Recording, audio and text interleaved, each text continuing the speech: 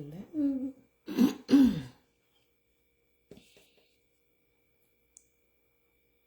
Hey. Happy Wednesday.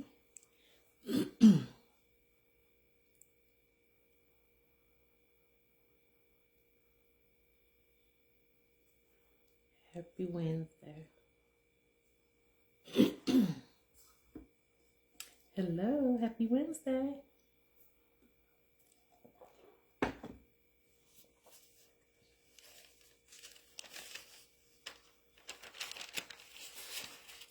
Happy Wednesday. Hey. Hey. Welcome. Hello. Welcome. When you come in, go on and drop something down. Please share. How are you all doing on this beautiful Wednesday? How are you? Hey. I'm going to give it one more minute and then I'm going to get started.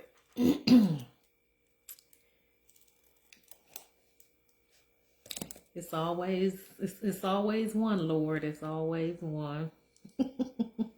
You need to be making me a shirt. I need shirts for my lives.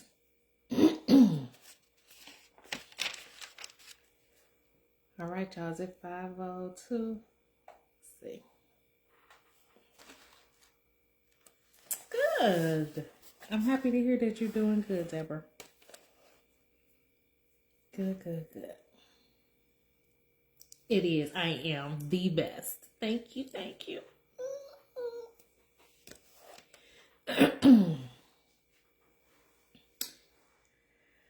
All right, I am going to get started. Share, please. And drop a hey, so I know that you done made it in the room. All right, so today we're going to talk about amen walls. I know y'all like, what in the world? Y'all know I always got to come up with these crazy topics. And it's coming from Luke 10:27. And so I really did struggle this week with coming up with this topic. And so while chatting with one of my confidants, we were just talking about and discussing life as we always do. And we were just talking about how there's a shift in the people, and people are so consumed or just so busy looking down at people. And she actually said, and I quote, she said, "We are so busy preaching to the saved that we can't reach the lost." And I was like, sis, that's my topic. That's it right there. And so I immediately thought about Luke chapter 10:27, and it says, "Love the Lord your God with all your heart and with all your soul and with all your strength and with all your mind, and to love your neighbor as yourself." And so as I sat in my quiet place, I thought, wow, I really do very minimal work for the lost. I really do. And so, yes, it doesn't take long if you're talking to me to know that I love God, I love Jesus, and I'm because some kind of way I'm going to bring it up. I'm just like, the scripture says, so that's just me. And so with my circle are believers, and my day-to-day contacts are believers as well. But then I thought, do I really put myself among the lost for the purpose of saving? And I thought, man. And then I know you could say, well, Monique, what you doing right now, right? But the reality is 99% of the people that is on here are the saved. So, or are believers.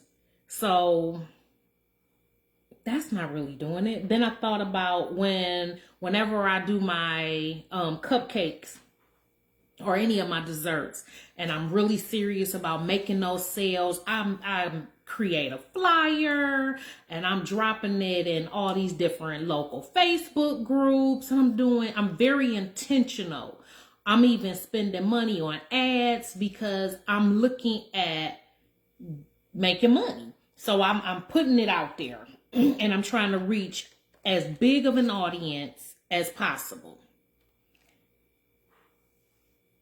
What are my intentions for the saved, for the lost? And I was just like, I had to really sit in my truth. And I was like, yeah, it's kind of weak. You know, how about you guys? Have you, in the comments, drop, are you very intentional about the save? What do you do? Or do you find, about the lost, or do you find yourself just kind of with your own circle of the believers and the saved, right? You're just, because that's our comfort. And so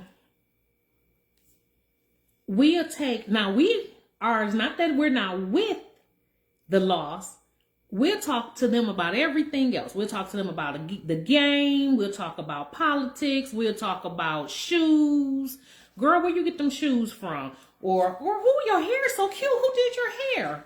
We'll talk about all that, but do we ever, after making that initial contact with that person, how often do we say, do you know about Jesus? And so I just wonder, would I be like the Good Samaritan? And so we, in Luke chapter 10, 25 through 37, we have the story of the Good Samaritan. Y'all know I'm going to give y'all a quick overview. So there's a man. He's on his way to Jericho and he gets robbed, beat up, naked, and pretty much left for dead. And so there's 3 men that go by him. The first one is a priest. The priest saw him. He goes on the other side of the street. The Levite sees him. He goes on the other side of the street. But the Samaritan sees him and he takes pity on the man.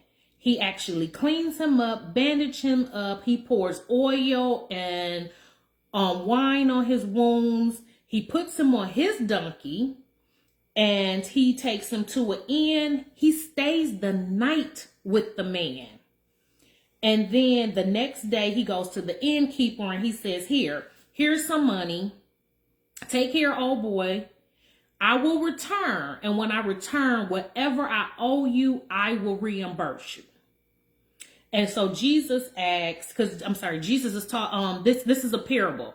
And the Sadducees and the Pharisees are trying to trap Jesus up as they always do. So Jesus asks, of these 3 men, which one is the neighbor? And they say, of course, the one who showed mercy. And Jesus says, go and do likewise. I was like, dang. Now, I know y'all saying, now, Monique, we know you're not telling us to go pick up a stranger that somebody done beat up, transport them, stay the night with them, pay somebody to take care of them, and cover all their expenses. Of course not. Of course not. That's not what I'm saying at all. But who do you identify with? Because the priest and the Levite were considered the religious people. The Samaritan was considered a low-class person. It was Samaritans and Jews didn't mix. So they were considered the low of the low. So here it is.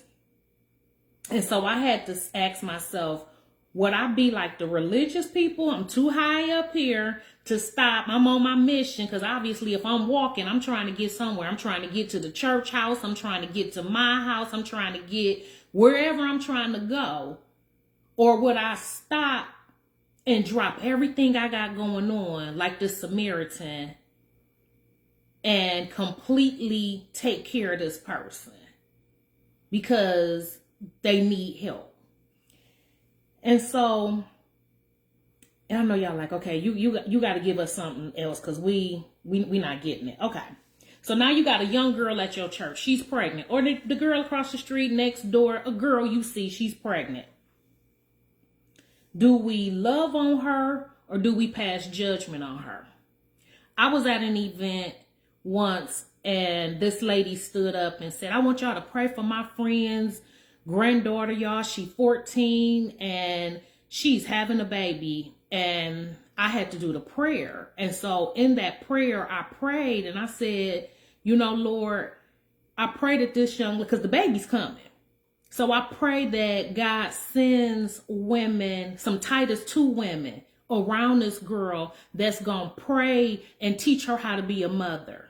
That's going to, as the darts are being thrown at her, they also teaching her how to warm up a bottle. Because again, the baby's coming. It's here.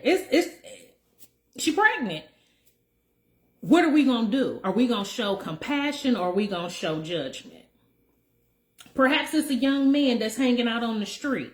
We going to love on him or we going to cross the other side and clench our purse a little stronger, or the brother clenches his wallet. Perhaps it's a single mother like me. I'm a single mom, right? Would you let your husband hold the door open for me after he holds the door open for you? Or are you going to be like I see in all the Facebook videos, like you better not hold the door open for her. Would you let your husband come and cut my grass? Or are you going to be looking at me like, you should have made better choices? What are you willing to sacrifice to make life a little easier or a little better for somebody else? Is it your time, money, resources? What are you willing to do to point somebody by your deeds back to Christ? Or do we just love God with our lips, but our heart is far from him? Matthew 15:8. I know someone will say bad company corrupts good morals, right? 1 Corinthians 15:33.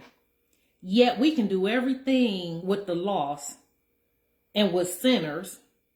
We can work with them. We can go to sporting events with them. We can date them. We can marry them. We can attend concerts with them. We can invite them to the cookout. But when do you talk about Christ with them? Or do we have a self-righteous attitude that we are so heaven-bound, we are no earthly good anymore? I can recall when I was younger, I didn't even have Nadia, so I was younger. And this sister in the church who I've known forever, she said, and I'm sure I probably told y'all this story before. She said, well, back when I was a whoremonger like you. And I thought, wow, perhaps what she was saying was true. She was married. I was fornicating. So she was right. But did that comment lead me closer to Christ, or did it push me further away? I want us to never let the smell of our anointing make us insensitive to who we once were. Perhaps your issue can't even be seen, right? Every sin is not seen by the naked eye or by the human eye. You may just simply have a heart condition. You just do not have a heart for God's people. You don't have a heart for nobody. Somebody asks you if they can you help them? Can you loan them? Can you even just do anything for them? And they looking at you like, ooh, a lack of preparation on your behalf doesn't constitute an emergency or mine. This is not to point the finger at anyone at all. However, if we only associate with the saved, we are missing the mark. We can fly people all around the world to preach. And, when I think about church events that I go to, it's usually just a sprinkle of visitors. It's usually just a sprinkle of the neighborhood. So again, we preaching to the walls. We preaching to us. We preaching to the saved. So what are we really doing? What would happen if we took the budget of 7 churches for the crusades, for the retreats, for the lady days, for the conferences, for the lectureships, and we pulled all that together and we got out there in our community, what kind of impact could we have? I think we could shake this community up. I know we could. Now, let me get off the church and get back to who and what we can control, which is self, right? It's just 3 simple steps that I think we can apply. The first one is be honest about who you once were. Someone could be blessed by your honesty, which could give an opportunity for you to witness. Be slow to, number 2, be slow to judge. I know there's this new saying out now that says, we listen and not judge. But what if we really put that into play? What if we really listen to people's story, really listen to people, and we didn't judge them, but we point them to a Christ? And then number 3, be selfless. Be willing to get uncomfortable.